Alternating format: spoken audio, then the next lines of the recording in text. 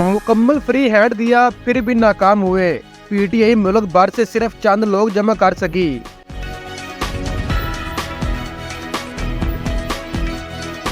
वफाकी वज़ीर इत्तलाआत अता तारड़ ने पाकिस्तान तहरीक इंसाफ के लाहौर जलसे को नाकाम करार दे दिया। एक बयान में कहा कि मुकम्मल फ्री हैंड के बावजूद पीटीआई पाकिस्तान भर से सिर्फ चंद लोग जमा कर सकी। मुल्क में महंगाई कम हुई है जिसका एतराफ खुद पीटीआई के कारकुन कर रहे हैं, लेकिन इनकी क़ियादत पाकिस्तान की तरक्की से खौफज़दा है। तहरीक इंसाफ के तमाम जलसों का मकसद अपने लीडर को रिहा कराना है, लेकिन NRO नहीं मिलेगा। इस्लामाबाद में प्रेस कॉन्फ्रेंस करते हुए अता तारड़ का कहना था कि अली अमीन गंडापुर सिर्फ 10-12 गाड़ियों में आए, इनका जलसा नाकाम हो गया। हमने इनको मुकम्मल तौर पर फ्री हैंड दिया। इन्होंने मुल्क भर में अपने लोगों को मुतहरिक करने की कोशिश की, लेकिन इसके बावजूद लोग इनके जलसे में इकट्ठे नहीं हुए।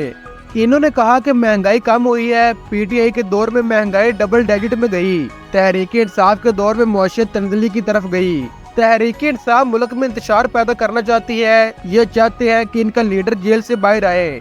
इनका कहना था कि जितने इन लोगों ने बुलंदो बांग दावे किए थे वो दरे के दरे रह गए। अली अमीन गंडापुर ने कहा पंजाब जा रहे हैं। पंजाब मेहमान नवाज है। लतीफ होसन ने चीफ जस्टिस के बारे में गलत ज़बान इस्तेमाल की।